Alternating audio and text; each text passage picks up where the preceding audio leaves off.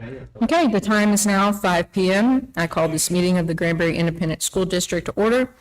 Let the record show that a quorum of board members is present, that this meeting has been duly called, and that notice of this meeting has been posted in accordance with the Texas Open Meetings Act, Texas Government Code, Chapter 551.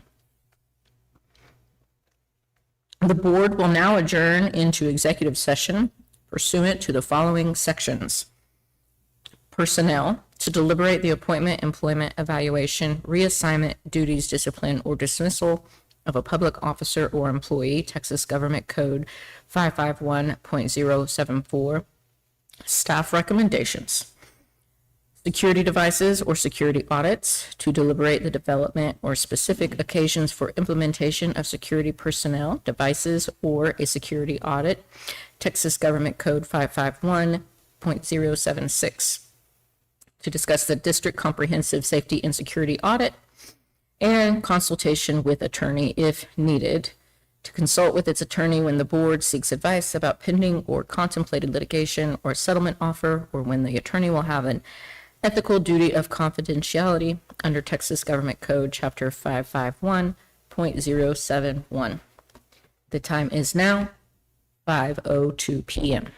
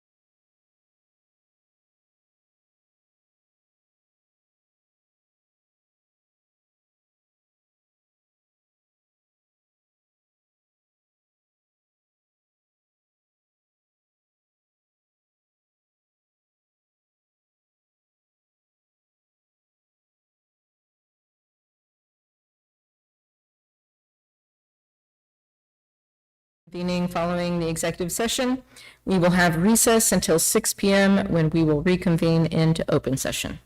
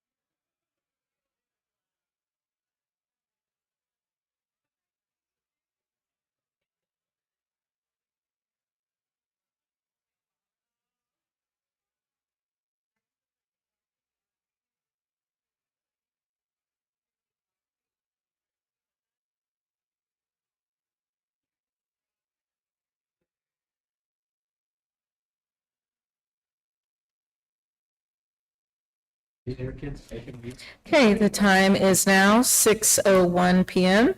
We will reconvene into open session by beginning with invocation led by Ms. Nancy Alana.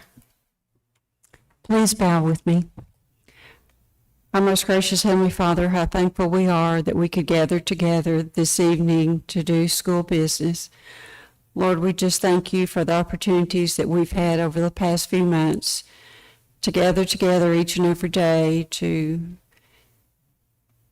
be together, to learn, to have lessons, and not only in academics, but in learning how to be better people, to learn how to work together as a team, to grow as individuals, and to become better citizens.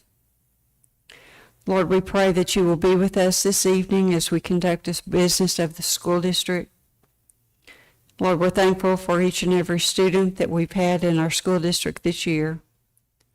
We pray for our seniors as they get ready to graduate. We pray that you'll be with them as they go off to school and go off into the world into different careers. We pray, dear Lord, that you'll be with us as we prepare for a new school year. We pray that you'll be with our teachers. We pray that you'll be with our parents as they are with our students this summer. We pray, Lord, that you will help us to make the best decisions that we can as we conduct our business. In Jesus' name we pray. Amen. Okay, now we will have the pledges to the U.S. and Texas flag.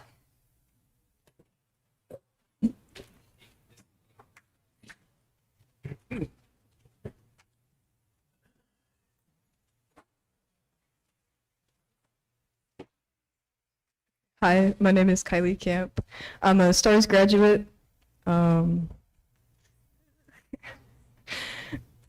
I pledge the flag in the United States of America and to the republic for which it stands, one nation, under God, indivisible, with liberty and justice for all. Honor the Texas flag. I pledge allegiance to thee, Texas, one state, under God, one and indivisible.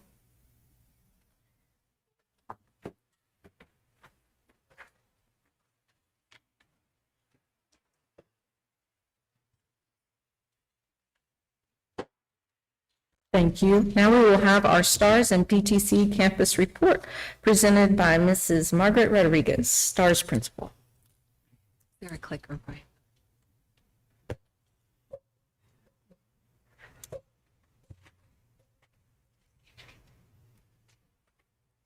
Ms. Guidry will be joining me. Thank you, School Board and Dr. Morosky, for having us here tonight. I am the principal of STARS Accelerated High School and the Behavior Transition Center, BTC, Margaret Rodriguez, and this is Megan Guidry, our counselor. So today we're going to talk about both campuses. I'm going to start with STARS. STARS Accelerated High School. STARS stands for Self-Motivated Teens Achieving Responsibility and Success. We have been open since February of 1994 in various locations. We are currently right across the street where you can go visit, and you did last week, and that was wonderful. So thank you for joining us last week. We do offer an accelerated high school experience. So that just sounds fun and fancy, but we do have an online platform. It is content-based teachers, and we do have customized courses. So teachers have small settings, they work more individualized with students, and students can complete their courses in about 2 to 9 weeks, depending on the amount of time they're in the courses and really what their graduation plan is. We say that it is a self-paced program, and we tell students that they can complete courses as quickly as they want. The great thing about being able to do that is students feel empowered to take their education into their own hands, and they have that motivation. It's that motivation that gets them to where they want to be as quickly as they can. Enrollment does change based on the number of students that we have, the applications that we receive, and then how quickly students are graduating. A lot of times the question is, why STARS? Why would I want to go to STARS? Well, it really is for anyone who just needs something different. We're a non-traditional type of high school. We do a lot of traditional things, but it is definitely smaller with individualized graduation plans and individualized support, and as I mentioned, customized courses. We have an opportunity to build really strong relationships.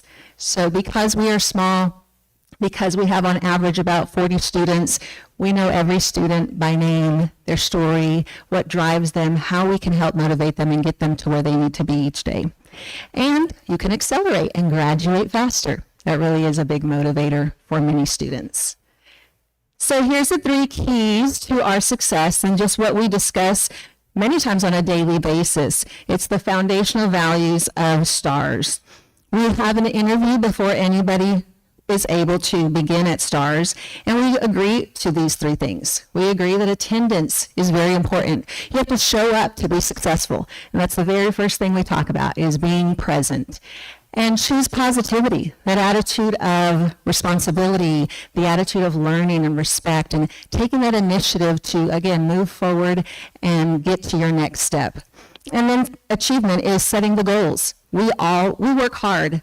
We also play hard. We have a lot of fun things that go on, but our goal is that goal of graduating and getting there and then finding out what's next for me. You know what I missed? Can Ms. Guidry jump in about the scholarships real quick? So we were really excited this year. We have had the privilege of, with 43 graduates, awarding $19,000 to students in scholarships. And one of those recipients is the individual that did the pledges for you guys, Miss Kylie Camp, who completed her high school career in a year and a half to be one of our top students and earn a 2-year full ride. So she's going to go on to have a career in mental health, and we are so excited and so proud of her.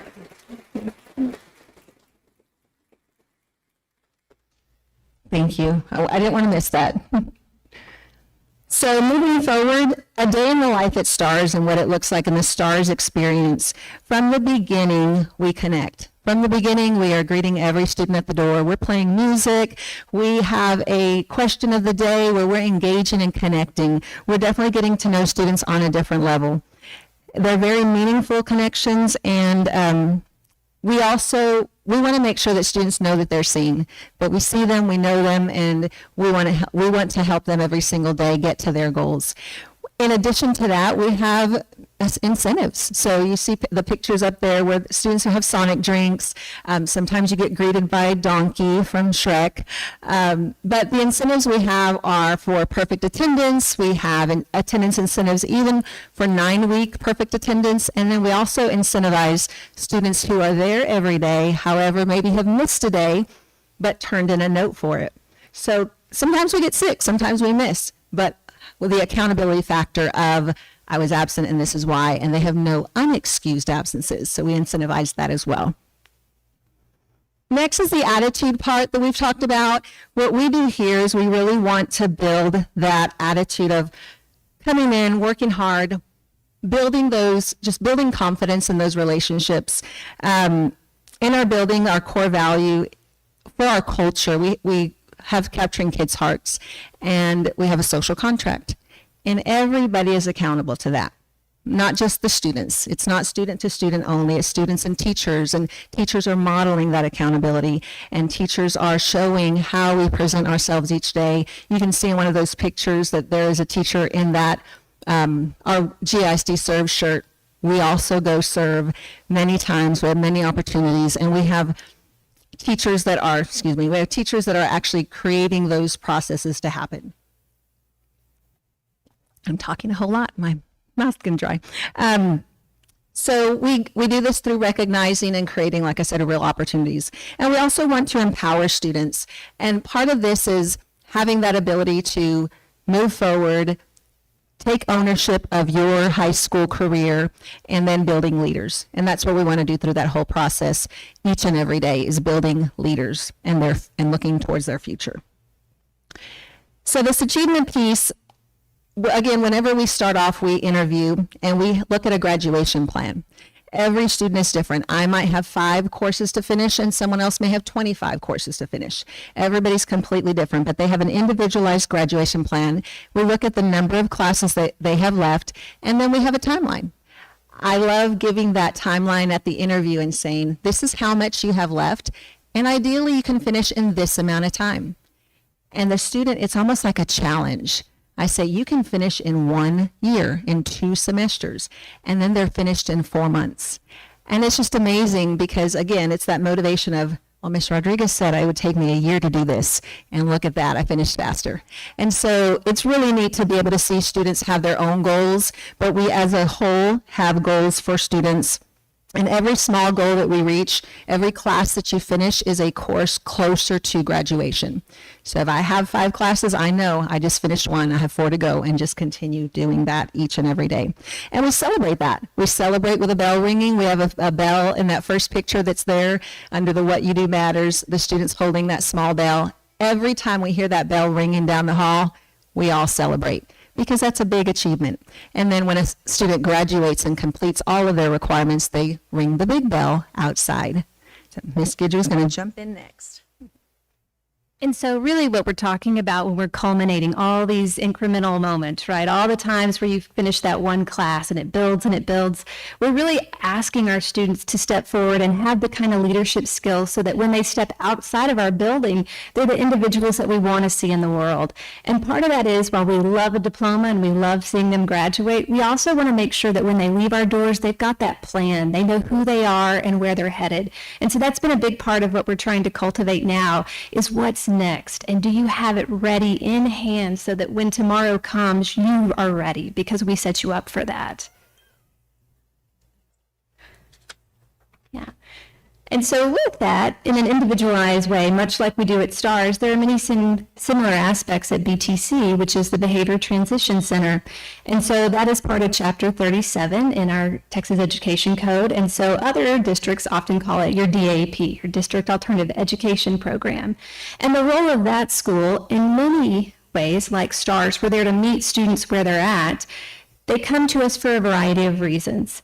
And the time they spend with us also ranges, it's like their ages and their needs. And so our goal is to try and meet them exactly where they're at and support them with the needs that they have.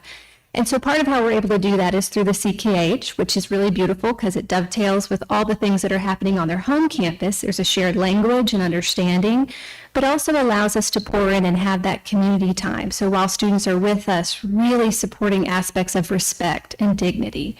Things that often sometimes get lost when we're in a punitive type situation. And so again, cultivating a program on that side, the separate school that we also are able to run and be a part of, that supports students in a individualized way. I do want to make that distinction again at 2 different campuses. A lot of times there's confusion, even within our own district, of STARS being BTC or BTC being STARS. They are 2 separate programs under the same roof, and they are in 2 separate hallways. We do share principal, counselor, secretary, but the teachers are separate for each of those programs.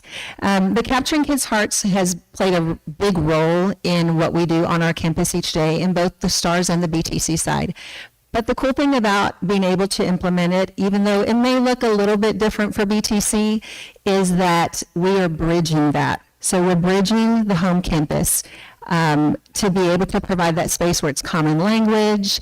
We are supporting that program even within our program in BTC, and so students continue to hear that throughout their time with us, and then when they return to the home campus as well. So I've really enjoyed being able to implement that. And then some celebrations. We want to honor just everything that happens there. It's a program that builds so many or fills so many gaps for so many different needs. We have been named National Showcase School for the second year in a row for Capturing Kids' Hearts, and so we are super proud of that. Students, teachers, families, they just come and go and they see the heart of who we are, and Capturing Kids' Hearts has been able to just amplify that, because the culture that we've had all this time is we love you, we see you. At STARS, we say we love you and we kick you out the door. We want you to go to do what it's doing next. At BTC, when they leave, we say we love you, we affirm you and all the great successes that we've seen you, the way we've seen you grow. And we say we never want to see you back there. So, and then thanking our community. So I'll let you Yeah. So I have to say, it really makes me tear up. There are people in this room, there are people outside of this room that have poured into our campuses this year, everything from the events we've been able to have to the funding to the questions. And so I can't imagine a better community to get to be a part of that loves and supports our students in all the various forms that they come to us in. And so that's just a huge thank you for the opportunity to serve alongside so many individuals that have such a heart for students. And finally, we do have our graduation this week. We are having our first banquet to honor our graduates. Ms. Guidry is an amazing part of that, so I'm so thankful for her vision. And the next day, on Thursday night at 7 p.m., you are all invited, and we will celebrate 25 graduates this semester. So.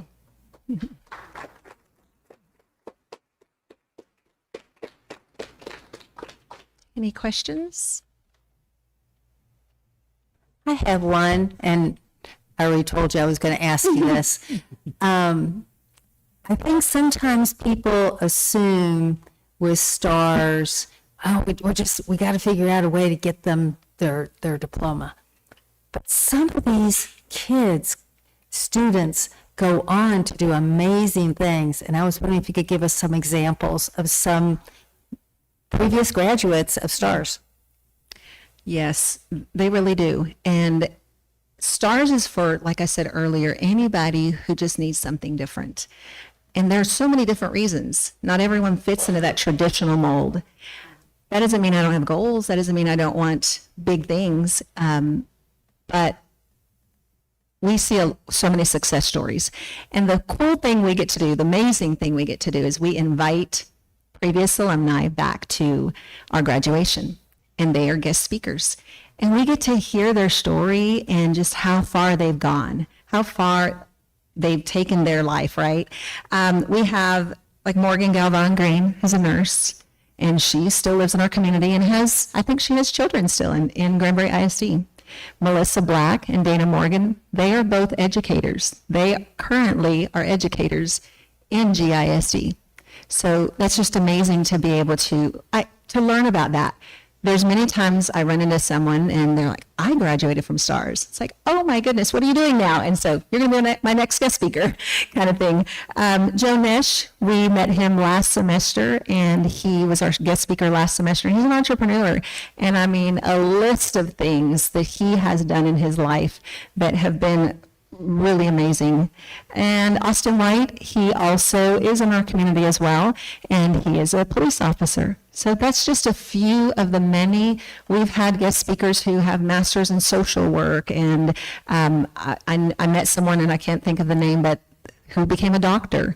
I mean, there are so many opportunities. STARS does not limit you from being able to go on and do what you want to do in life. Military as well. Lots of our students go to the military.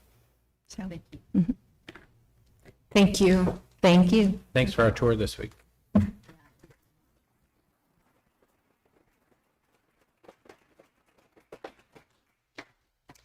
Next, we have our achievement spotlight. First up, we have the GHS Stowaways Dance Team to receive multiple national championships at MA Dance Nationals, presented by Shelby Sargent.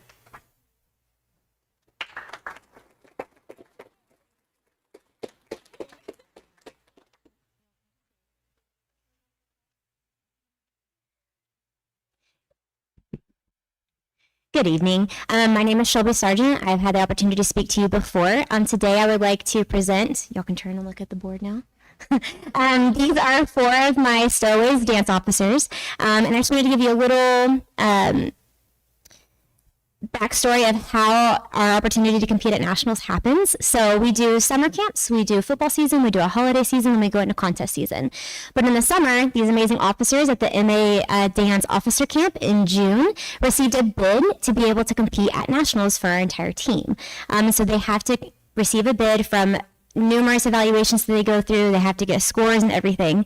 And so they received that for our team this year. And so in March, we had the opportunity at competing at the MA Dance Nationals in Arlington at UTA. And they received, as an officer line, national champions for all 3 of their teams for highest scoring in our category. And then as well, our team of 46 received the highest scoring dances as well for team. And we also received a national title for our team as a whole. So we came back with an officer national title and a team team national title. And I'm very, very proud of these girls. Our season never ends. It is year round. And I think a lot of people think that we just go and do football season, but that is not the case. In addition to the nationals, we had to do a regional and state contest as well. So we did 3 contests, went to the end of March, and then we went straight into recital and tryouts and officer tryouts, and we're starting now again with the new team. And so it's an exciting time, but these 4 young ladies have dedicated so much time to being leaders on our team, and they deserve the recognition that they get with their titles in the national sense and their awards, but also just in being fantastic servant leaders to their team. And I'm very proud of them. So thank you for recognizing our officers and our team tonight. I really appreciate it. Coach Bean and I are very honored to be their coaches and to have been able to lead them throughout the season.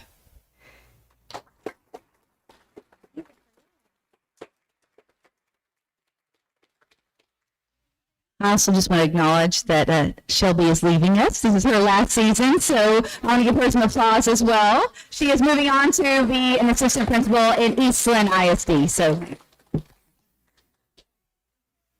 And if we have any family, friends, teachers in the audience, would you please stand to be recognized as well?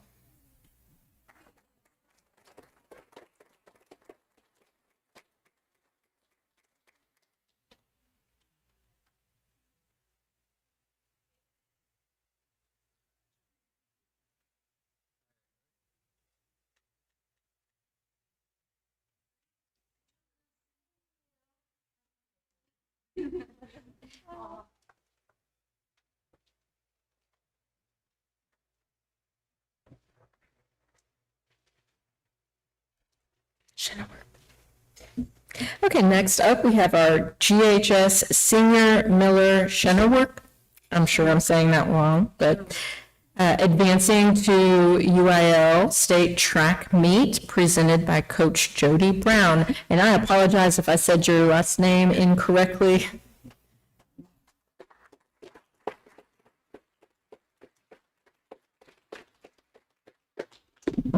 I thank the board. I want to thank the board and Dr. M for having us here tonight. I made a few notes here, so I didn't make sure I got everything right.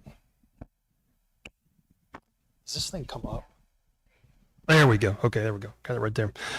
So Miller, this is Miller Shennework. For you guys that don't know, he has qualified for the state track meet 2 years in a row. So we just got back. He went down and competed Friday.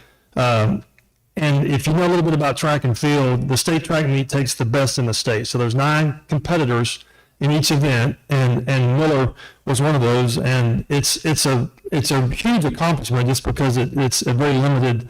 Once you get down there, it's the best of the best. And Miller has just jumped superbly all year long. I can't say enough about him and how he has represented us, how he's represented his mom and dad.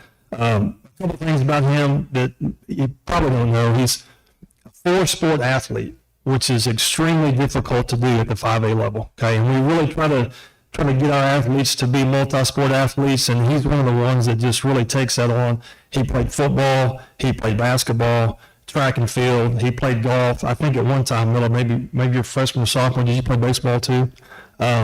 So he does it all, and he's just an outstanding young man. I cannot say enough about him. His mom and dad are here tonight. They've done an outstanding job raising him. There's no question about it. When you talk about guys that you want to be looked at your program, he makes straight A's. He is yes sir, no sir. He is the most humble human being I think I've ever been around. And I am such a fan of this young man. He is absolutely incredible. And that's, for me, that's why we do what we do, is to see young men like this and form those relationships. And Miller has just been outstanding. So I'll kind of wrap this up here. Sorry, I'm rambling on.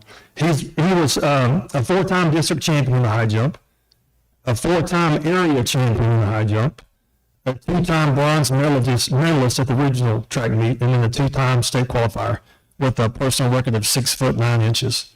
But I cannot say enough about him. He will attend BYU in the fall. Miller Shinnerwork. You want to say hi to him? Absolutely great young man.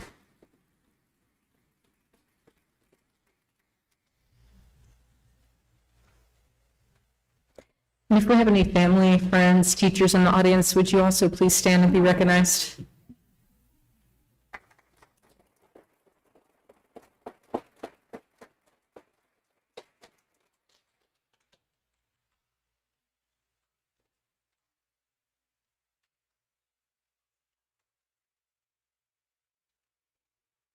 Okay, next up, we have our MCJR OTC Year of Achievements presented by Lieutenant Colonel Scott Casey.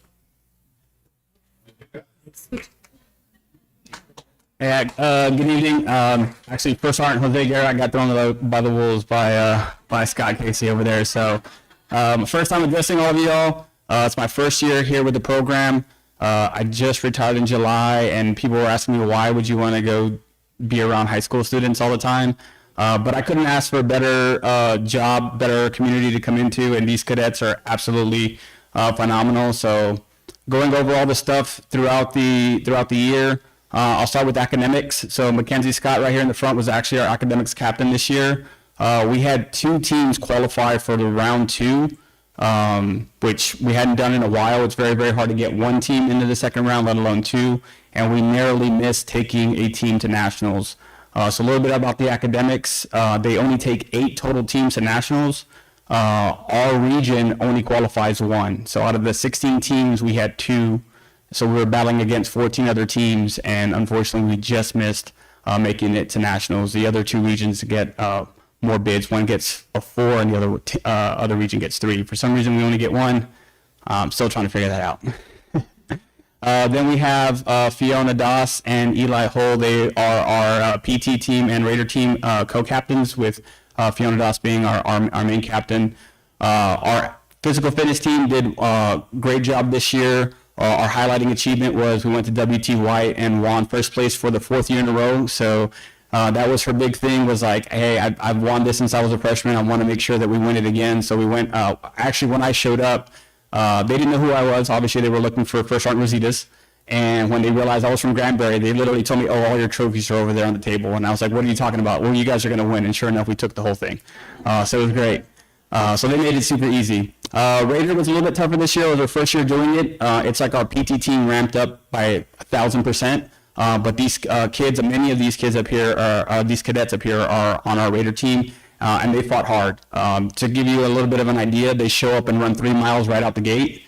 And that's the only thing they do in shorts and shoes. Everything else is in boots and utes, so uniform bottoms with boots. And their very next event may be running another mile, carrying 35 pounds, and then carrying a 100-pound simulated casualty carry.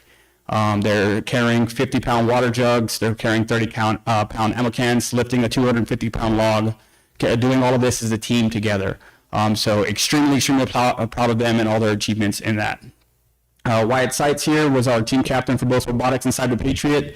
We had a little bit of a rocky start to the season, but we showed up, we competed, and he's already working hard for next year. We're already in the process of building a robot for next year, so we have a much better season, and then he's since transferred Cyber Patriot over to another cadet. Our orienteering captain isn't out here, but Wyatt Seitz will actually be taking over for it this coming year. Orienteering was a new thing, or they'd done it before, but we really got into it this year. Basically, we take the kids out to the woods, we give them a map, and we're like, hey, go find these points. First meet was a little rough. We did some practicing, and the next couple of ones we actually took first place in several of the different course categories, and there was even one where we took first, second, and third on the podium. So very proud of them. Our rifle team, obviously, captained by Viola Allen. We all know all the amazing things that they do year in and year out. 10-time Marine Corps Junior ROT champions. Fell short at all service, but Viola Allen did take national champion and set a national record at the all service national championship. So phenomenal season for them. And then specifically why all these individuals are here in front of you right now is we just got back from the national competition out in the Bronx, New York. So we got a call. They were like, hey, we know you guys have competed in the past, and we know this isn't something that you registered for, but we'd love to invite you to come out and compete at our national competition. The best part was they paid for everything. So we're like, hey, we'll be there. So we went out there. It was last minute. It wasn't anything we trained for because we were focusing on other different types of competitions. But they performed very well. I'm extremely proud of them. Our women's team, they scored 4th out of 9 teams, and the men's team got 7th out of 11th. And these were some of the best teams in the nation. We got there, and there were some of these kids that looked like collegiate level athletes. But they didn't get discouraged. They gave 110% the entire way, fought hard, made some great friends while we were out there. And the best thing about it is every single person, other than obviously the seniors that are going off, but all the juniors and below immediately came back and were like, sir, we want to come back next year. We want a place. We want to win this thing. We'll start training. So extremely proud of them. Couldn't have asked for a better program to come to, and now that I've been up here, I'm looking forward to being back up here next year with a lot of great and exciting things. So thank you.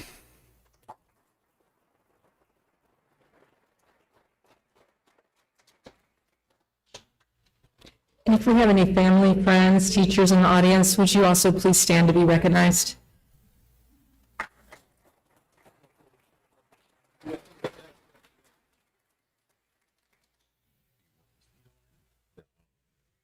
I ain't comb my hair today.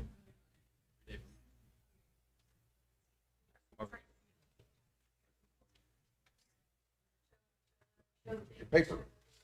Be on it. This way, ready? 1, 2. I'll just steal yours.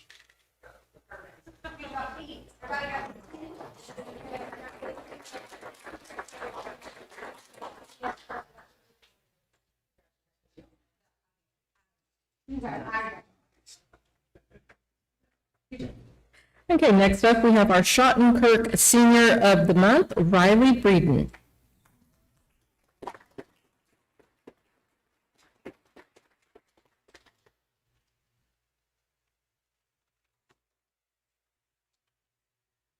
Hello. Today we would like to congratulate and recognize Riley Breeden as Granbury High School Schottenkirk Senior of the Month. Riley is a senior at Granbury High School for a few more days. And she's very involved in academics, athletics, and a lot of service organizations throughout the school year. A member of the Lady Pirate soccer team, and also participates in the CNA clinical program, and also a former member of Granbury Band as well. we would like to give you this certificate right here and a little bit of spending money.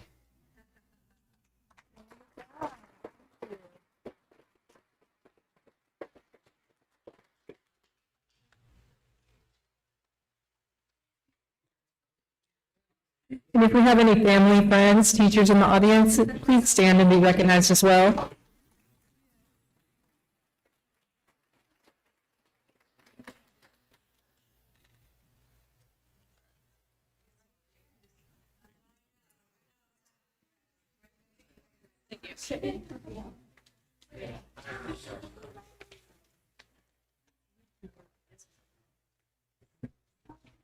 And next we have our GHS class of 2026 valedictorian Grace Blevins and salutatorian Nathan Walters, presented by Mr. Dwayne Fish.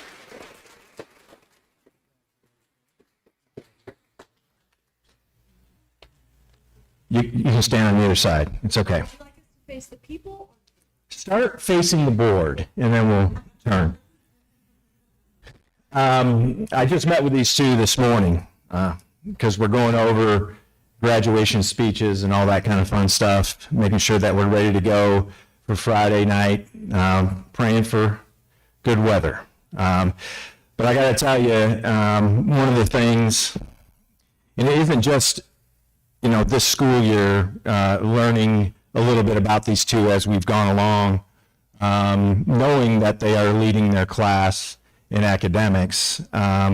It's watching them do the three things that we hold near and dear to our hearts at Granbury High School, which is be involved, work hard, and be kind. And I'm not going to sit up and ramble on about each one of them. What I'm going to ask them to do is just, they're going to speak on Friday. You guys got a lot to say. I've read some already, and it's really good, but don't give any of that away. But I just want you guys to let everyone know, what you've been involved in and, who you're grateful for that's here in the room, okay?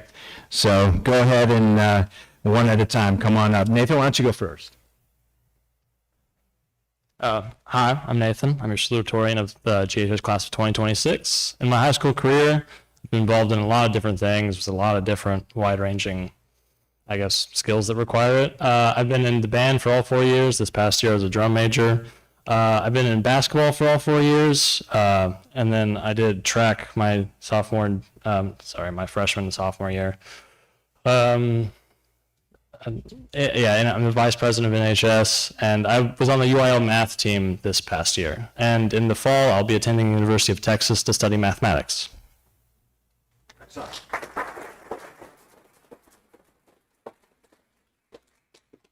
Hi, everyone. My name is Grace, which you already knew, but I felt it polite to say it again. Let's see. During my time at GHS, I've gotten to be a part of our wonderful choir all 4 years. As a sophomore, I decided that I wanted to be a cheerleader, so I became a cheerleader, and I got to do that for about half my sophomore year and then my junior and senior year, which has been such a blessing. I'm co-president of our Junior Optimist Club, and we'll be running concessions at graduation, so please make sure to stop by because that's a really big fundraiser. Shameless plug right there. And I'm also president of NHS. What else am I forgetting? Oh, I got to be a part of the UIL journalism team this year, which was so much fun, and Miss Anderson was just the best. I'm trying to think if there's anything else. List our stats. No, we're not going to list our stats. That's impolite.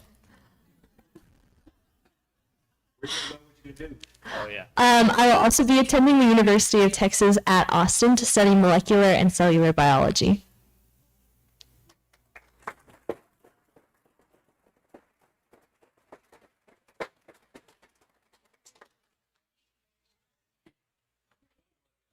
And if we have any family, friends, teachers in the audience, please stand and be recognized as well.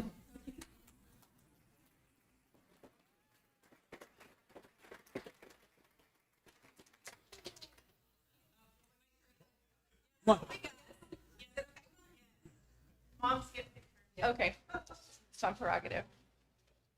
All right, got it, thank you. I don't want to take a picture of me. So did Grandma. Sorry. Yeah.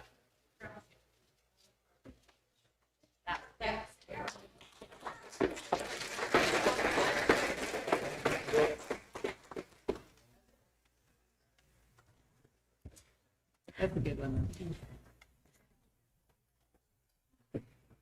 Congratulations to all of our students and teams and coaches and teachers that were part of this achievement spotlight.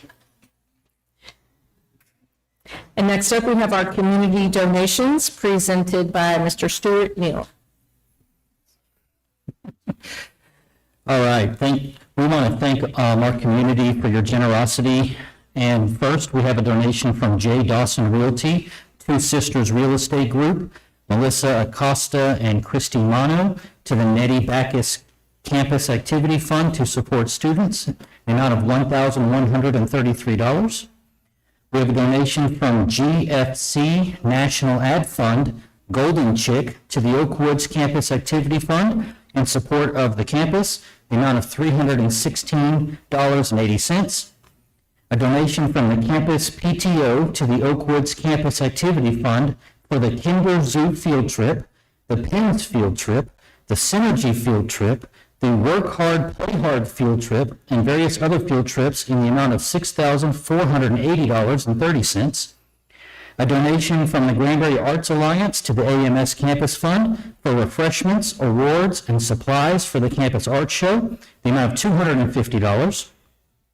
A donation from Salt and Stone Poolscapes to the AMS Cheer Student Activity Fund to support that program in the amount of $500. A donation from Broker House to the AMS Cheer Student Activity Fund in support of the program, $500. Donation from Mod Lux Media to the AMS Cheer Student Activity Fund in support of that program, in the amount of $1,000. A donation from the Campus PTO to the AMS Campus Activity Fund for the main event incentive trip, the amount of $458.85. A donation from the Campus PTO to the AMS Student Council Student Activity Fund for end-of-year inflatables in the amount of $3,773.12. A donation from the AMS Girls Athletic Booster Club, Courtney Ellis, to the AMS Student Council Student Activity Fund for the end-of-year inflatables in the amount of $525. A donation from Nona Mia Milligros Olson to the AMS Campus Activity Fund for a side-by-side freezer for the Teachers Lounge, in the amount of $300. Donation from Kenneth Sweden to the GHS Culinary Campus Activity Fund to supplement their Austin trip, $100. Donation from Adrian's Lawn Care to the GHS Culinary Campus Activity Fund to supplement the Austin trip, $200. Donation from Mama's Pizza to the GHS Culinary Campus Activity Fund to supplement the Austin trip, $100. Donation from Carlos Galvan to the GHS Culinary Campus Activity Fund to supplement the Austin trip, $100. Donation from Next Level Sports Lounge to the GHS Culinary Campus Activity Fund to supplement the Austin trip, $100.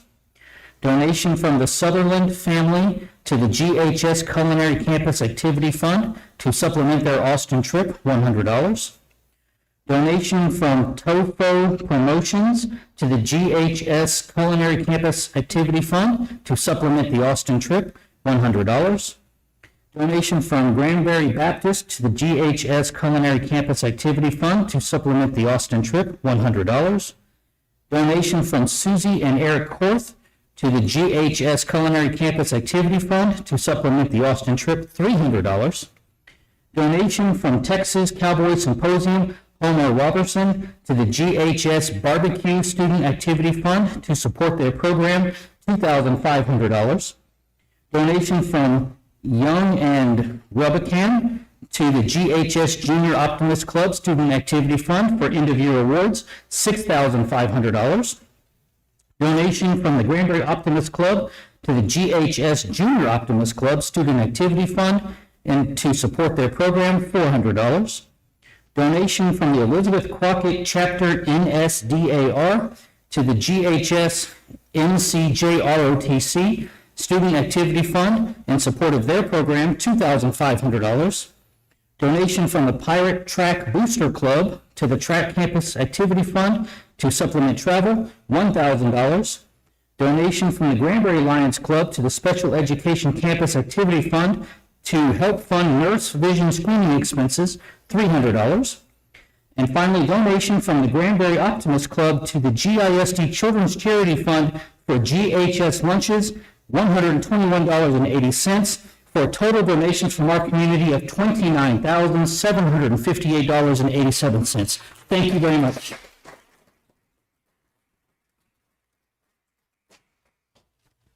Thank you, Mr. Neal. Now we are moving on to public comments. We didn't have anybody sign up, so the next action item is to consider action on items discussed in closed session. We have consider staff recommendations. Do I have a motion? So moved. I have a motion by Mr. Bolton. Do I have a second? I'll second. And a second by Mr. Moore. Any further discussion?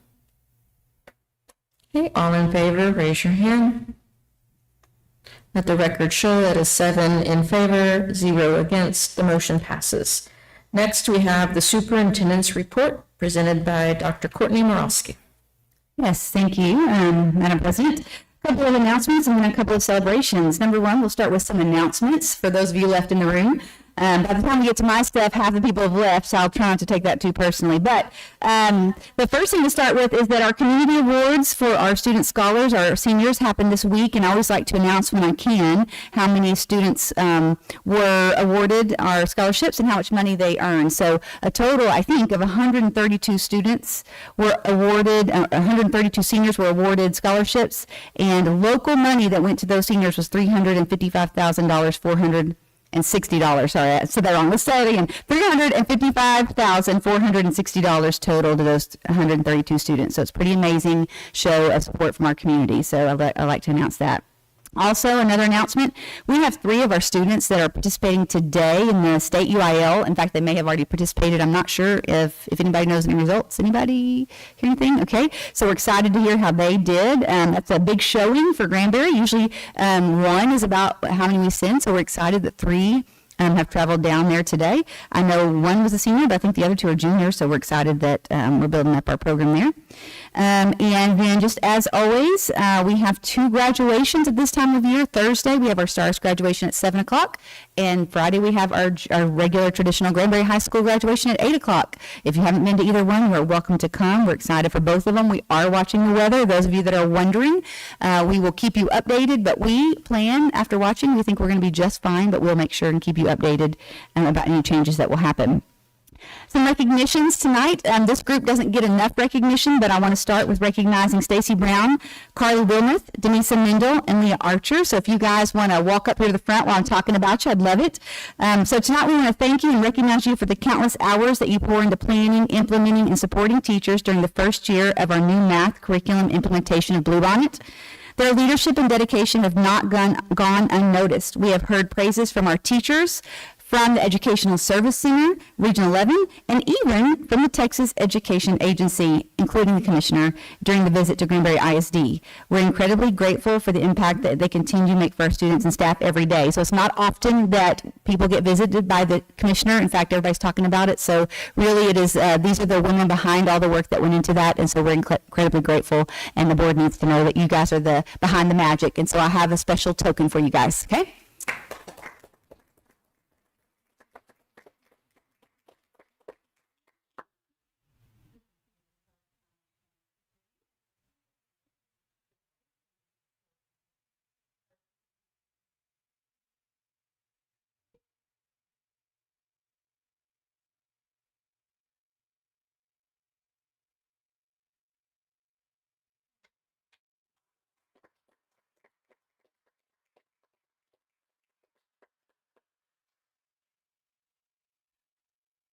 No, I don't know how to work this thing. Okay. All right, my second announcement is from right here, since I'm already standing here, and I'd like to make sure that we recognize our new assistant principal for Emma Robertson. So I'm going to have, what's the first name? I'm sorry, Packabush. Rachel. I was so worried about the last name. Packabush. Rachel Packabush, come on up. We stole her, not really, from Wiley ISD. We're so grateful that she joins us. She's new to our community, and her husband is has been here a little bit from Lakeside. Is that right? Lakeside Baptist. So we're grateful that you're here. We're going to make sure that we get a picture with you, but we're grateful that you're here and you have some supporters in the room with you. All right. So perfect. Okay. So let's give her some applause. Okay, so.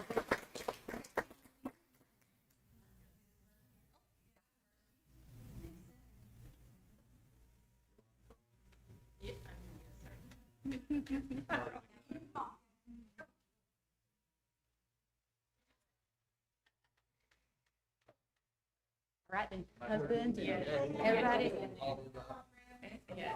Well, two of y'all first. Yeah, you two first. Kelly, will you speak out? Oh, for a second. Let me. Let them two first. Yes, like some pictures. Okay, now I'm ready. Yeah, now the team. You can stay in there. You stay. You're part of the family now.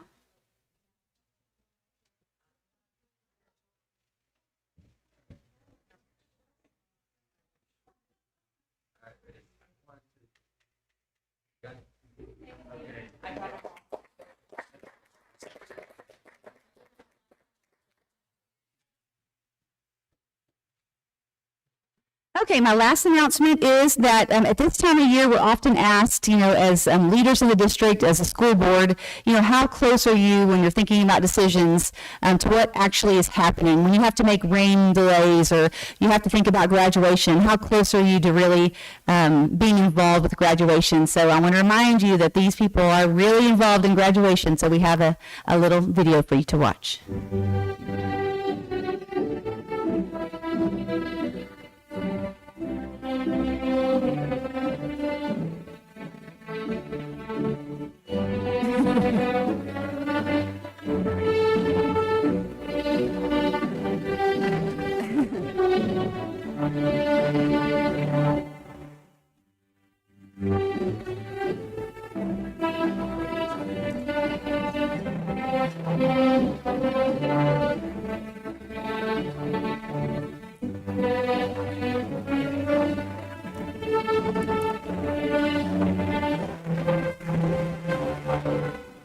So big congratulations. These are important decisions that you guys sit up here and make, and we want to acknowledge that this is important. And we're proud of you. We're proud of you guys. Lisa Oliver, you just missed it. Just missed it. But play it again. Play it again. Play it again. Okay, here we go. Here we go. Here we go.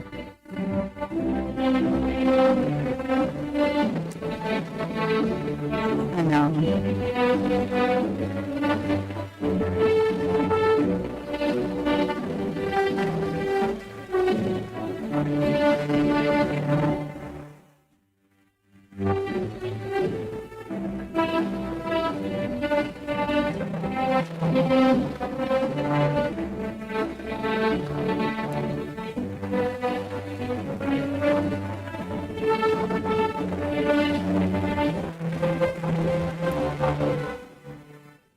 You're welcome. It's just a reminder that you are invested, you're important, your children are important. We keep our students front and center when we make decisions, and we just want to remind everybody of that. So thank you for what you do each day. Your children are important to us, so thank you. All right, now we get to move on to other business. Here we go. All right, moving on to district reports. Financial statements for period ending April 30th, 2026. Mr. Emmett Whitefield. Thank you, Madam President. Board, in front of you do have the financial statements for period ending April 30th, 2026. These statements do include transactions that occurred between September 1st, 2025 and April 30th of 2026. Revenues collected to date do equal 97.14% of the budgeted amount compared to 89.83% in 24-25. The expenditures today represent 63.51% of the budget compared to 63.94% in 24 and 25. There's nothing really outstanding on those. We continue to monitor revenues to see how those are going to land towards the end of the year.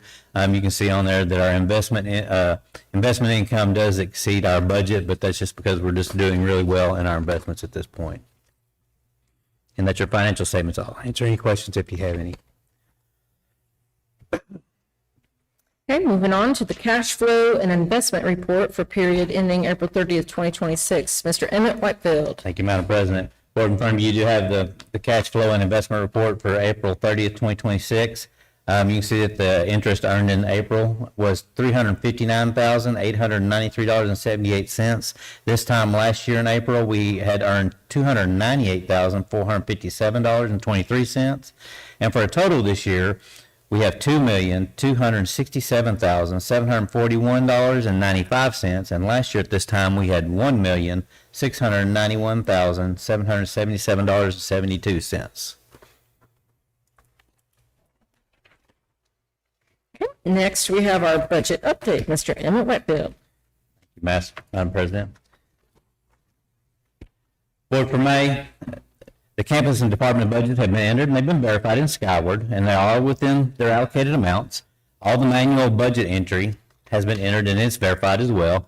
The HR department has started their employee management and their salary negotiation portion of the budget. Now, this part of the budget, as you know, is about 80 to 85% of the budget.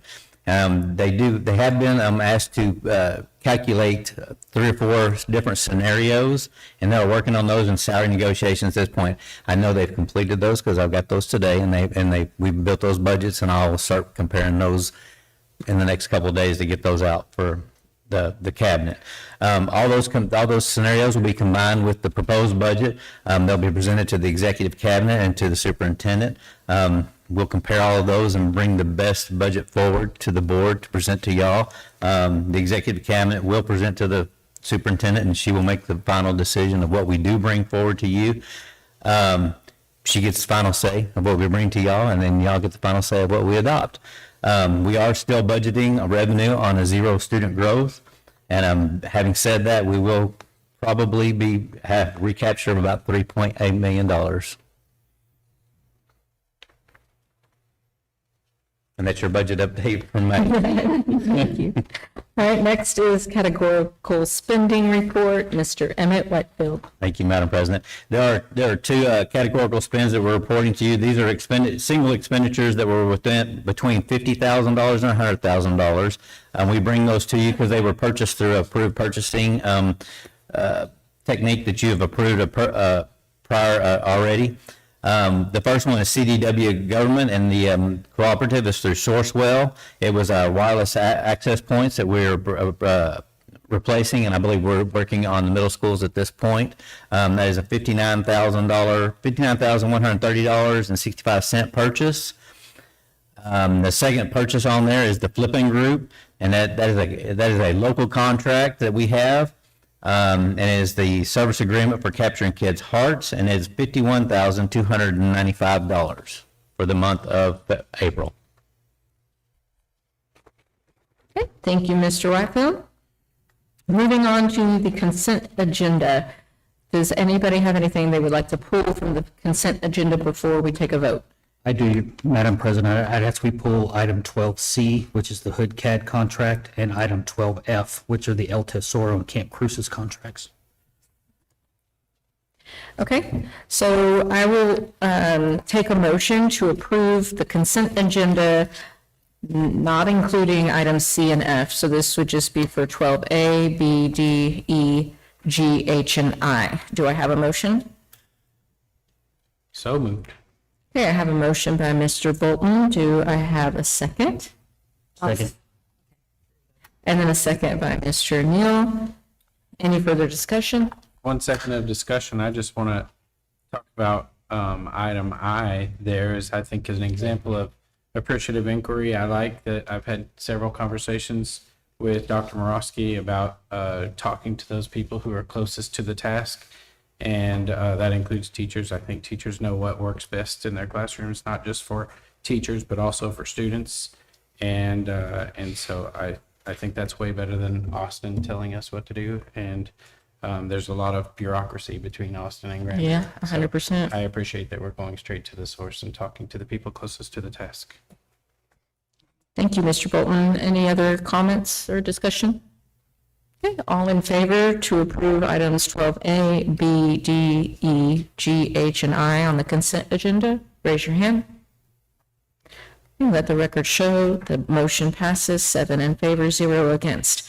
Okay, consent agenda item 12C, approve the HCAD collections contract presented by Dr. Courtney Morosky.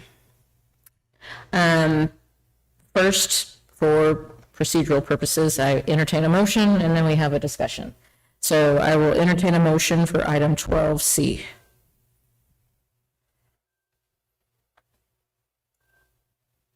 I'll make that motion. Okay, I have a motion to approve the HCAD collections contract by Mr. Bolton. Do I have a second? I'll second. And then I have a second by Miss Nancy Alana. Okay, the floor is now open for discussion. Madam President, when I was going through this agreement, there was a couple of things that I thought I should at least, in my review, that caught my attention, and I thought we should at least bring to the board's attention so that we can have a discussion about it. The first of those is on page, and then it's on page 4 of the contract, page 34 of the agenda packet, and it's item 3.9. And it's my understanding this contract was written by HoodCAD and their attorneys. And I just wanted to point out that that section 3.9 gives them exclusive control to name whoever they want as their attorney to represent Granbury ISD in any kind of collections. We don't have any way to veto that decision the way this is written, and we get stuck with the bill. So my concern is this is a yearly contract that renews annually every single year. And while we may like the legal counsel they choose today, we don't know who they're going to choose in 5 years. And if they make a decision that we don't agree with, or if we don't agree with the fee structure of that law firm, we have no way to appeal that or veto that. And so I was just thinking maybe we should include some kind of language that allows them to have to consult with us about who's going to be our lawyer and what that fee structure might be. That was my concern with 3.9. The next section, 3.10, it just says in there that they will get an audit. I agree with that. And it says they'll give us a copy of the auditor's report.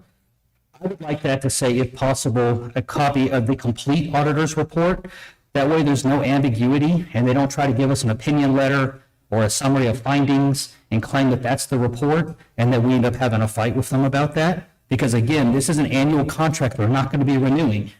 And even if the leadership of today agrees they'll give us a complete report, we don't know what that leadership's going to do in 5 or 10 years from now.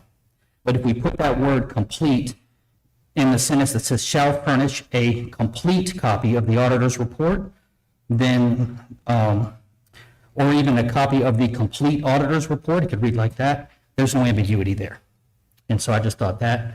And then, let's see. Finally, on page 38 of the packet, page 8 of the contract, on the notice section, this is not a huge deal, but I think in a contract that is going to renew every year and it's designed to be in perpetuity, when we're having notices, I don't know if I'd put A to the attention of, because what if that person's not there in 5 years? Where it says Jeff Law. I know he's there now, but what if he's not there in 5 to 10 years? And then do we have to still send him notice? According to the contract, arguably we do. Maybe you could just put attention chief appraiser and leave that name off. But I just thought I caught those things when I was reviewing the contract. In my experience, I used to be the city attorney, and so when I review contracts, I review them. Hopefully, we hope that nothing ever bad happens, but sometimes I think we have to review them in the event that something bad could happen. And so those were just some of my concerns that I thought I wanted to bring to the board's attention for discussion. So can we take those one at a time? I'll go back to section 3.9. I like your notes on that. Thank you for pulling that out and making those points. I'm not afraid of that language the way it's written, because we're really outsourcing this to HCAD to collect taxes on our behalf. And this is not where GISD would necessarily need to defend something, but where we are in pursuit, or maybe I should say where HCAD is in pursuit of property taxes on our behalf. And so I'm not concerned that they would hire their own attorney for that. They're acting on our behalf to do that. And so I'm not terribly concerned with that section 3.9. And I'm sorry, I read that through about 3 more times while you were talking about your other points. Your last one I caught, and I agree with you. Don't put Jeff Law's name in there specifically. I like to do that by title as well.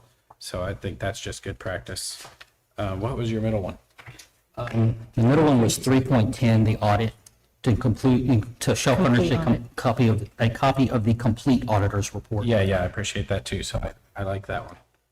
I agree with that. So we can take, there's a motion to approve this contract currently on the table. And if you would like, you can make a motion to amend that motion with these criteria in there, or we could take no action tonight and then send a different proposal back with those changes in there and before it comes back to the board. So then as part of discussion, did you have a suggestion to make a change to 3.9? I don't find a change there as necessary. On But maybe 3.9, would you explain again your concerns on 3.9? Yes, ma'am. My concern primarily is that it allows the HoodCAD it says they're going to hire the lawyer in their sole discretion as to who that law firm's going to be. And then we get stuck with the bill. So my concern is right now, for instance, they may hire a firm called Linebarger. We like Linebarger. We trust them. Maybe we do, right? 5 years from now, they have new leadership. They decide they want to fire that law firm and they want to hire another firm from Houston. And we may not like those firm from Houston, but we don't have any way to veto that. And it's just kind of a protection for the future because we don't know what's going to happen in 5-10 years. So how would you I guess the other alternative is you could cancel the contract because, it does have a cancellation provision. So I guess if they hired somebody you didn't like them, you could give them a 90-day notice and cancel the contract. Notice for us to approve it then. Yeah. Yeah, so. Because you can always do that. If you want to collect your own taxes. No, we that's don't the do that. downside. But wait a minute again. So you got to read the. It's really 5 or 6 lines down. It says, as provided in such contract with the private law firm will be calculated and added to the delinquent jurisdiction's property tax assessment bill. So really the delinquent taxpayer is the one who foots the bill, not us, not GISD. So HCAD gets to hire the law firm on our behalf as they represent us to go collect the property tax, and they collect, in addition to the property tax, the fees that they had that were incurred by that law firm. It's not GISD that's stuck with the bill; it's the delinquent taxpayer who's stuck with the bill. Is that your read on your second glance there? Do you see where I'm reading here, starting and as? Yeah. No, I see that. And, I guess my only concern would be we don't like who they hire, but then I guess we could always terminate the contract, but, or tell them to renegotiate. We obviously pay for this service. It's not free. We pay them. So even if they pay whatever service fees are incurred on a delinquent tax bill, we still have a bill from the attorney do we not have a bill from the attorney? No, we wouldn't. No bill at all? Okay, then, okay. Yeah, that's collected along with the delinquent taxes. So I don't see any modification to the text, any amendment to the That's what I text was in that one. wanting to clarify, yeah. Give me 310 again. I would amend. Complete. I'm okay with that. I would amend the fourth sentence would say, shall furnish a copy of the complete auditor's report to the jurisdiction. Agreed. I'd add the word complete right before the word auditor's report. Okay. Yep. I agree. And then on the last one would be on page 38 of the packet, page 8 of the contract. I would just remove the name. I would remove the name Of the chief from appraiser. of the chief Chief appraiser. Just appraiser. put the title there. So do you want to make a motion to amend the motion to have those inclusions on there?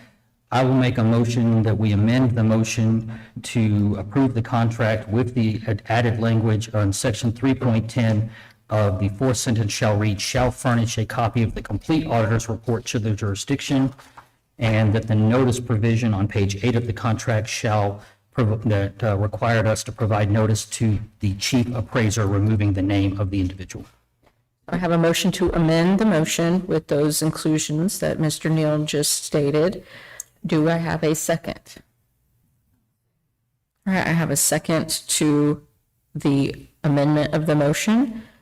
Any further discussion on the amendment? Are we leaving 3.9 alone? Yes. Yes. Yes.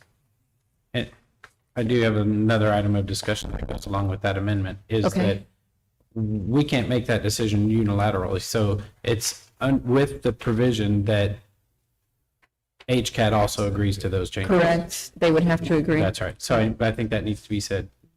Right. So we would be approving this motion to have it amended with that language, and then it would go back to HCAT and they would have to approve. Correct. Correct. Yep. Yes. In which case, if they agree to that, then we're authorizing who would sign it, you or? No, I think the board president, let's see. Yeah. It really doesn't say. Executed by Granbury. Is it, what's in the signature? It doesn't say. And yeah, that's the other thing. It probably It needs just to said include representative. who's supposed to sign it. Yeah, Me, that's right. Dr. Morosky. Correct. I would amend the amended motion to authorize the board president to execute the contract if agreed by HoodCat. with those- Okay, so now I have a motion to amend the amendment to include the authorized representative of Granbury ISD, whether that's me or Dr. Morosky, to sign the contract. His name and title right here. It's on there. So is yeah, it the effective required, is on. does it require, I guess it doesn't matter. It doesn't matter. Both of you. As long as- Either the board would authorize Morosky to sign it. Or me. That's So it doesn't matter. That's right, it doesn't matter. Do you want to withdraw your motion, Mr. Neal? We don't need the amendment to the amendment to the amendment. I'll withdraw the amendment to the amendment. So now we're back on the amended motion. We need an order. That's good. No, and I will see whether we want a second. We still have 2 votes ahead of us. We have a motion for the amendment to include the language that Mr. Neal pointed out, and a second from Ms. Alana and Mr. Neal. And do I have any further discussion on the amended motion before I call for a vote? With the provision that they agree, and then we would all. Correct, with the provision that they would agree, and then it would be done. Okay, all in favor of the amended motion? Okay, let the record show that is 7 in favor and 0 against. The motion passes. Okay, Next question. next one. 12F, approve 2 memorandums of under. Did we just, we have to vote on the amendment, and then we have to vote. Then we got to vote on it again, even though okay. So now I have the. I don't Now think so. we have to vote on the finalized version. I don't think so. I think we just did We that. voted to agree to amend the original motion, Right. and now we have to approve the original motion. Okay, so We're not gonna I don't think so. Well, let's look at my cheat sheet here. I don't think we have to vote on it again because it was just the one, it wasn't changing. I don't think so. Yeah, Robert's rules. I'm gonna double check. I'm gonna double check this. I think you do. We just voted to accept the amendment to the original motion, and now we have to approve the motion as amended. Hmm. You have to work your way into the nest and then back out of it. Required, yeah. Mm-hmm. Mm-hmm. So you have a nested motion. Okay, well, just to be on the safe side, I'm gonna call for it just because I don't want to not vote on something if we need to, even though we kind of already did. So now we've got the motion back on the table to approve the HCAT contract with the amended provisions that we just voted on. Do I have a motion? So Now we moved. just vote. The motion is already made. Okay, so now, any further discussion? All in favor, raise your hand. Let the record show the motion passes 7-0. Sorry. Thank you, Mr. Bolton. No. Okay, now 12F, to approve two memorandums of understanding for emergency transportation with Camp El Tesoro and Camp Crucis. So here we go again. Do I have a motion to approve the two MOUs? So moved. All right, I have a motion by Ms. Townsend. Do I have a second? I'll second. And a second by Ms. Alana. Okay, now the motion is on the floor and open for discussion. Thank you, Madam President. Like the last one, when I was reviewing this contract, and I'm going to start with the one that has to do with Campfire, Texas, the El Tesoro contract. It's page 58 of the packet. And I just want to point out that on page 2, I think it's a typo, but it allows the county judge of Frio County to decide when they're going to close Camp El Tesoro. And Frio County is on the southern border, and that's not where El Tesoro is. So I think that needs to be amended to say the county judge of Hood County. Great. On page 60, Wait, find that one for me. What's the number? Yeah, I'm not finding it. it's on the second page of the contract. What's the number? Bullet? Duh. It's at the very top, first line.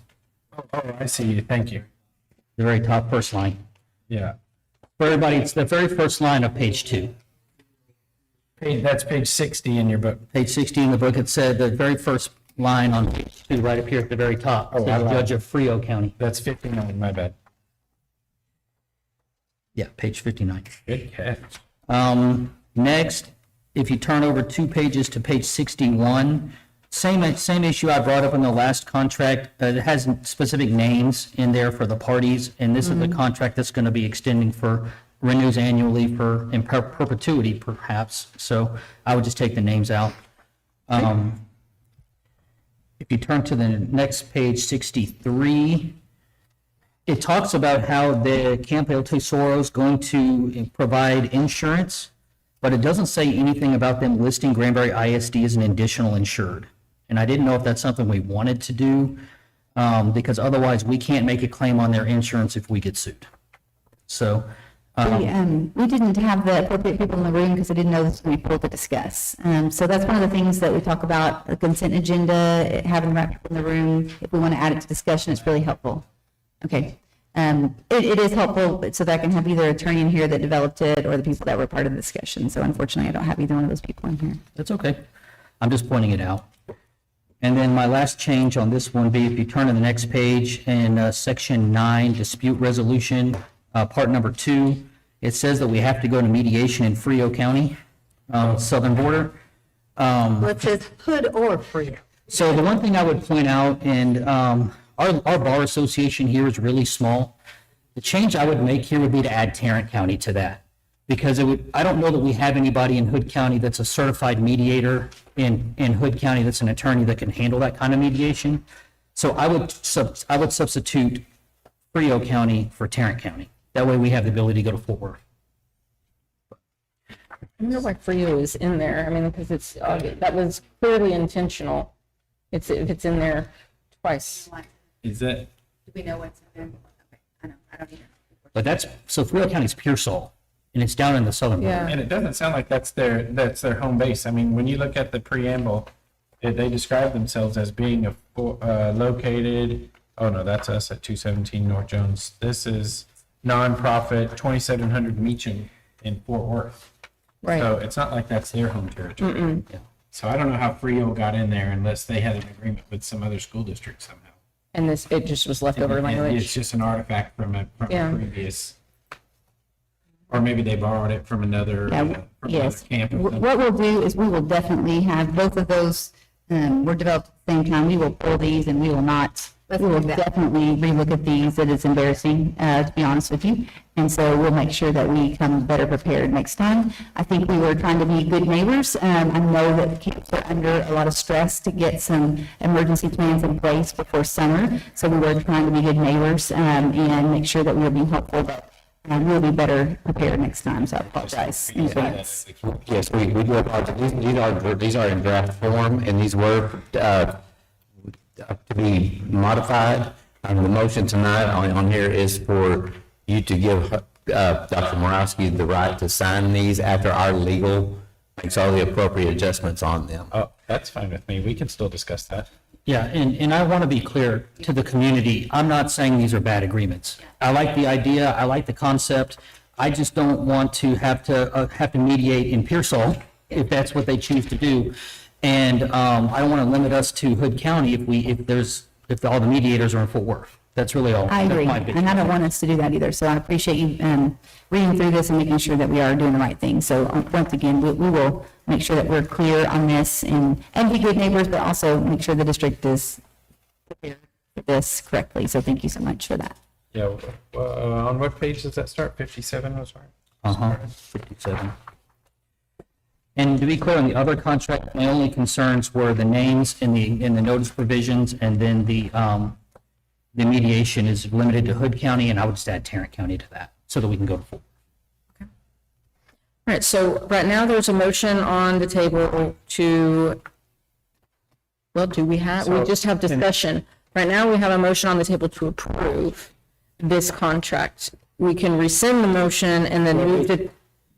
To be clear, to Mr. Whitefield's point, the motion on the table is to approve Dr. Morowski to sign and authorize these memoranda when. Right.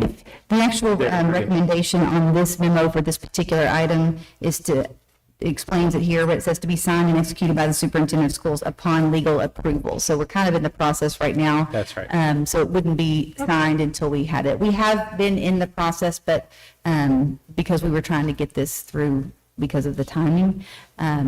So who made the motion? Ms. Townsend, and it was seconded by Ms. Alana to approve, the language for the motion is to approve 2 memorandums of understanding for emergency transportation with Camp El Tesoro and Camp Crucius. That is the motion. Then, right.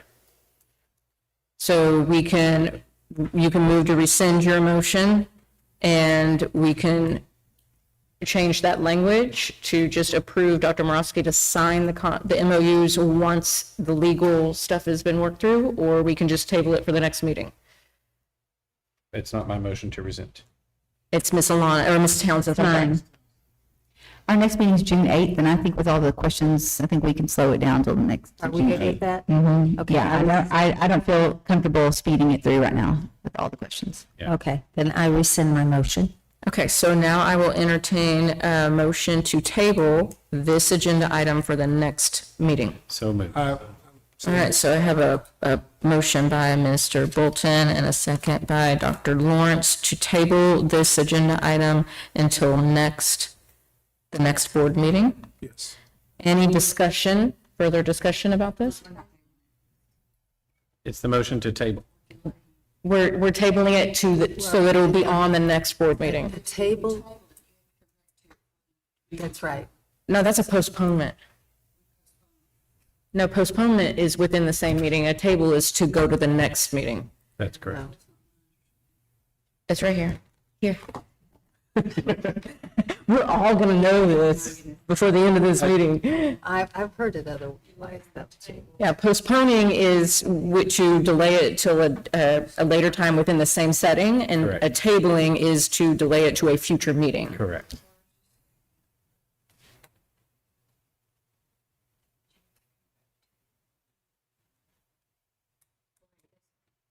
Okay, so the motion is to table it to the next board meeting. And I have a motion by Mr. Bolton and a second by Dr. Lawrence. Any further discussion? Okay, all in favor, raise your hand. Let the record show that the motion passes, 7 in favor, 0 against. Okay, it concludes the consent agenda. Moving on to discussion action items. 13A, discuss and take action on upper level math curriculum for 2026-2027. Ms. Stacy Brown. Miss Carla Wilmot. I'm sorry, Ms. Carla Wilmot. They'll change it. Board. She's calling and said. Yeah. Good evening, board. Tonight, I want to not only introduce Janisa Mendel, but also recognize her. She's our 4th through 12th math and science coordinator, and she led our upper level mathematic adoption. And so now she's going to share with you what the committee, she and the committee did, and answer any questions that you may have. Yeah, that's good. Hi, it's nice to see y'all again. All right, so I'm here to talk to you about the secondary math adoption materials. It has been several years since the high school above Algebra 1 has looked at things. And so with the new IMRA process and the high quality instructional materials process, we were ready to revisit those courses at the high school level. So that's where we started at, is the state's high quality instructional materials list. And so for geometry and algebra 2, they had 5 options. Algebraic reasoning, there was 1 option, and pre-calculus, there was 1 option that made it onto this high quality instructional materials list. So from that, I met with the teachers, and we went through kind of what it is that they were looking for in those courses, developed a rubric from that, and then they also, at that very first meeting, looked at the state's IMRA process rubrics, and from that decided that they wanted to dismiss one of the options for geometry and algebra 2. And so they removed KITM from the running, and then we met with the 4 other vendors. 3 of those were able to come on a work day, so the entire geometry and algebra 2 team was present. One of them did have to come in an after-school session, so a few were not able to make it, but they still saw all 4 vendors that they were considering. And from that, then they went back and took the rubric and went through it and went through materials and made the recommendation of what they thought would be a good choice for geometry and algebra 2, which was McGraw-Hill. It just so happens that McGraw-Hill was also the HQIM choice that was on the list for pre-cal, and then algebraic reasoning also had one as well. So that's kind of the rundown. We did put it up for parent community comment. I received 1 email just asking about the process, but then there was no comments on any of the materials. Questions? And who made up the committee that was making these? The geometry and algebra 2 teachers. Okay, good. So I'll say again that I appreciate that we're talking to the people who are closest to the task. Yes.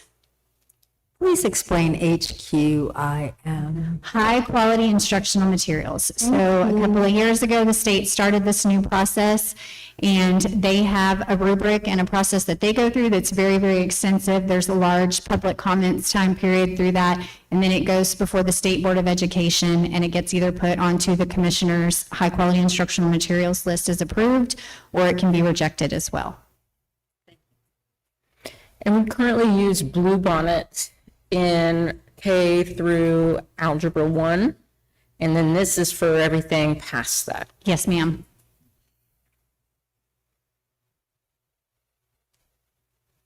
Any other questions? Yeah, you want to elaborate on why? Well, I will, yes. So really what they got to when they got to the geometry and the algebra 2 is they really wanted to focus on preparing the students for post-secondary education or past the high school. Geometry and algebra 2 with Bluebonnet, they have just started developing that. It's still in the early stages. So they didn't have a lot of those TSI, ACT, SAT prep pieces that some of the other vendors could offer us right now. But that is the nice thing with this new process, is that if we want to look at those again in a year or 2 years and revisit that and add that in when they get those pieces developed out, that we can do that in a much easier way than what we used to. Because what used to be you tied down for 7 years, long contracts, extensive contracts. And this gives us that freedom of choice consistently to really find what fits best for our district and our needs. Wonderful. Thank you. Yes. Anything else? Well done. Yes, good job. Thank you. Thank you for all your time and your commitment, and making sure that we're all working together to do what's best for our kids and provide them the best learning opportunities. Thank y'all. So this said discuss and take action. Are we supposed to take action on this item for anything? No, yeah, we do. We vote on it. Yes. Yes, we do. We do vote on it because it's court. Yeah. And thank you for that. It was part of consent agenda until we talked about it in small group session. We moved it to here. We do need you to vote on it, and it will be added to that group of the table that you voted on for TEKS resources from, I think, last session or in May. I can't remember, two meetings ago. So yes, you do need to vote on it. Thank you for that. Okay, so do I have a motion to approve the upper level math curriculum as presented? So moved, Madam President. Okay, I have a motion by Mr. Moore. Do I have a second? Second. And a second by Mr. Bolton. Do I have any further discussion? Okay, all in favor, raise your hand. Let the record show the motion passes 7-0, all in favor. The next item is discuss and take action on board goals for the district, presented by Dr. Courtney Morosky. Yeah, board members, as a reminder, and for anyone watching online, the board's worked really hard on setting some goals for next year. These are goals that we have set based on our strategic plan. As a reminder, strategic plan was developed in 2023, a lot of input from a lot of places, a lot of community members. And so these were derived straight from that. The neat thing about these goals that the board developed are the first 4 bullet points are pulled directly from priority 1, which is student achievement. So there are 4 priorities in our strategic plan. The first one's about student achievement. The last 3 bullet points are the other 3 priorities, but we do feel like as a board, as a district, we should be concentrating on student achievement and student well-being the most. I also want to make sure that we know the first 4 bullet points are well-rounded student items. So we have the first one about advanced academic achievement and growth for every student. Second one is prepare every student for college, career, and/or military success. Next one is maintain safe, supportive, and connected learning environments. And the last one is champion extracurricular involvement that builds character and excellence. So all 4 of those, if we do those really well, we're going to have students that leave our system ready to be future ready. And so that's really important. You'll notice our vision at the top is every learner is valued, successful, and future ready. The other 3 are about our system and how that we are being efficient. So recruit, develop, and retain high-quality staff is still very important. Strengthen student, family, and community partnerships, also still very important. And the last one, of course, is steward resources responsibly through transparent planning and budgeting. For those of you that don't know, these goals will direct all of the goals that our district that drives our district going forward. So we will take these. My superintendent goals will be created from these. Our district improvement plan goals will be created from these. Our campus improvement goals will be created from these. Classroom and teacher goals and principal goals, and everything will be based on these. So I'm grateful for the board for taking these seriously and being very intentional with these. You'll notice every word on this document means something. We had a lot of conversations about them, so I'm excited for them to, today we put discuss, but if you want to go ahead and adopt them, we're going to get busy on this because it gives clear direction on everything that we do. So I'm grateful for the time spent discussing it. Our character excellence, opportunity, and future ready are important words, and I'm just excited. So any discussion? I like the acronym CEO, Character Excellence Opportunity. Yeah. All right. Along with my thanks to Dr. Morosky for guiding us in this, I move that we accept the proposed board goals and alignment framework for implementation beginning the next school year, 2026-27 school year. Okay, I have a motion by Mr. Bolton to approve the board goals for the district. Do I have a second? Second. And a second by Dr. Lawrence. Any further discussion? One thing I'd like to make sure that we bring up and we need to remember as a board is anything that we then put on our agenda, anything that we bring forward also should always be looked at as where does that fall in here? And if it doesn't fall in here, then we have to decide whether or not it's something we as a board need to be spending time on. It's a good guardrail map for us to keep us focused on our governance role as a board. I also want to thank Dr. Morosky for her leadership on this, and I want the community to understand, I think this is an exciting time for Granbury ISD, because I think this is going to chart a new path for us, and as we seek to make sure that every single child in our community has the best education possible going forward. And I think these are the goals that are going to help get us there, and I think that this is the vision that's going to make us successful. Absolutely agree. We really have enjoyed the meetings that we've had working on this together and all your thought and effort. And hard work that went into developing this. Thank you so much. Any further discussion? All right, hearing none, all in favor to approve the board goals for the district as presented by Dr. Courtney Morosky, raise your hand. Let the record show the motion passes 7 in favor, 0 against. Next up is item 13C, district local policy updates. Dr. Courtney Morosky. Yes, thank you, Madam President. We have two policies in front of you for discussion tonight. They are discussion only tonight. They are local policies. As a reminder, local policies are based on our legal policies, but this is where we have some wiggle room. So tonight, I'm bringing forward to you two policies that were discussed in our district policy committee, and I'll explain to you where each one of them originated. The first one really is to allow the superintendent, in this case being me at this moment, to have some ability in the hiring process in our district. It has become very apparent that the state of education is changing and changing quickly. So in the past, our policy was based that the superintendent could hire at the teacher level during the summer. But the hiring season has changed for education drastically. As you know, we hire year-round now.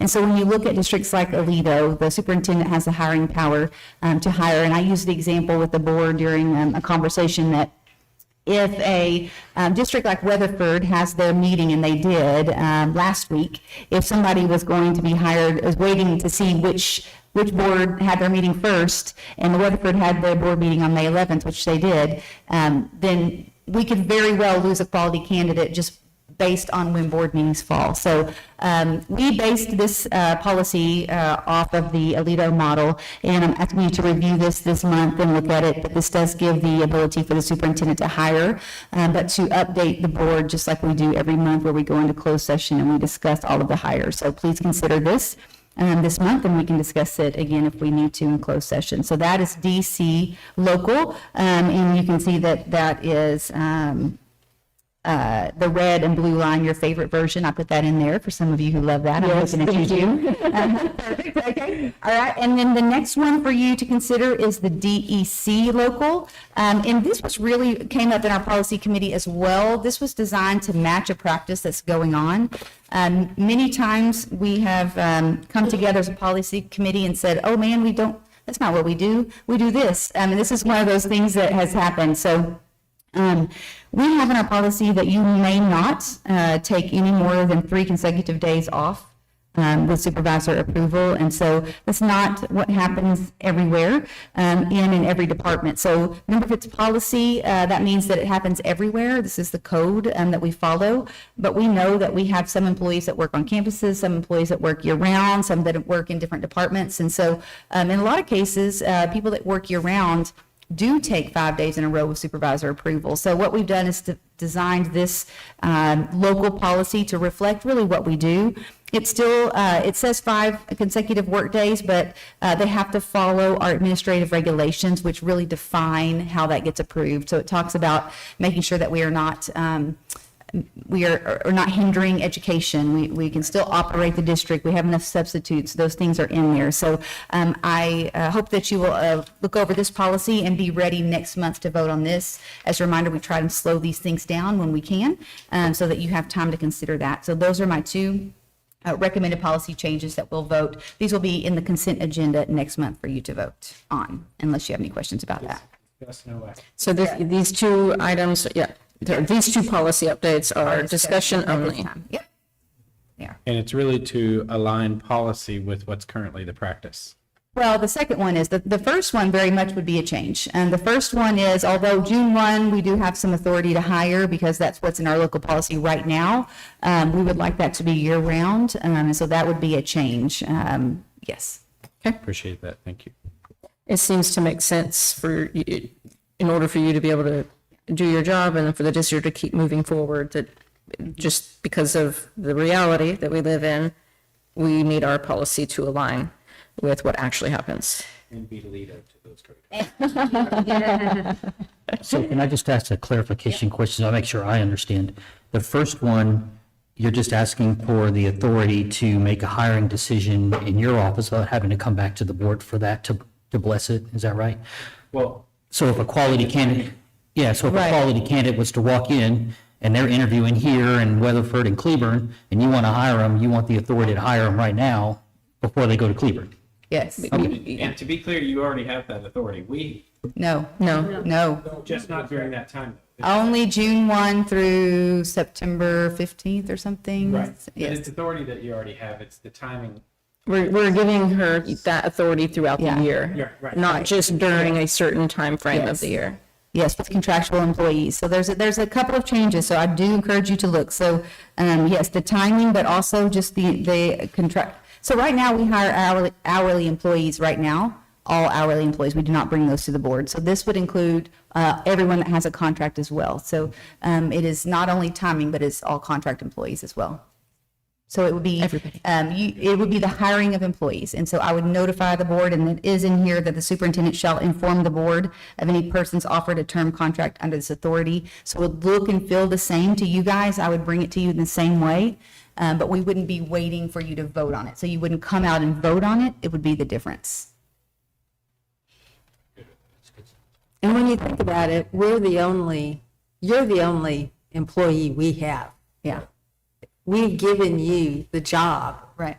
to run the school district with the people that you believe are the right ones. Right. So to me, it's only logical. And it does really help us, for instance, in special ed where those jobs go fast. It would be very nice to be able to hire people immediately. I know I hear that a lot from that group and other places. Hard to find, hard to fill jobs as well, especially. Yes. Okay. And so this is also discussion only, take the next month to look this over, so we're ready to vote on it at the next meeting. Okay, next action item 13D, discussion and possible action to nominate a trustee for TASB Board Region 11, Position C. Dr. Courtney Morales. Yes, so we did receive, thank you, Madam President, we did receive notification that there is a board seat that will be open for nominations from the TASB Board. So they are asking if any of the regional board members would like to be nominated. We do have information that the current seat is being held by Justin Chapa and that person is planning to seek reelection. But it is on the table if the board would like to reelect or to not reelect, excuse me. If they would like to nominate somebody, we do have that So option. this is for a nomination for someone other than Justin Yes, Chapa. absolutely. Thank you for that clarification.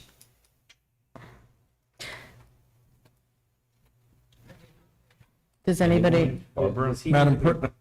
Madam President, can we nominate someone without their permission, or can? Well, you can nominate, it's a professional courtesy. Ask them first. He must have drafted somebody. We had a kind of a discussion. I know that there are several of us who think that we have two candidates here on this board that could serve. Now, it would be a matter of your time commitment and all the other things. And the two that I'm thinking about, and I can just say it straight out, Barbara Townsend and Courtney Gore, you're already committed to so much. But if you were to consider it, I would love to be able to nominate you. But if you decide not to, and I get the slap in the face and the kickback, I have no problem with that. I am humbled and honored by your confidence in both me and Barbara. I would politely decline the nomination. I've got enough going on right now, and I don't think that I would be able to serve in that role well at this point in time, considering everything else that I have going on, family obligations, work, school board, leadership TASB. So I would politely decline, but I'm very, very humbled and honored by the nomination or the words. Thank you for the offer, but at this time, I'm not interested. And Justin Chapa is an excellent candidate who's already doing a fantastic job. Yes, he's doing a great job. And to be clear, we don't vote on this, right? There's a TASB board that votes on this. We would just be. Let's offer another nomination. We would just be, yes, correct, yeah. All right, so am I hearing no action? All right, no action on this. And with no further business, the time is now 7:43 p.m. and we are adjourned.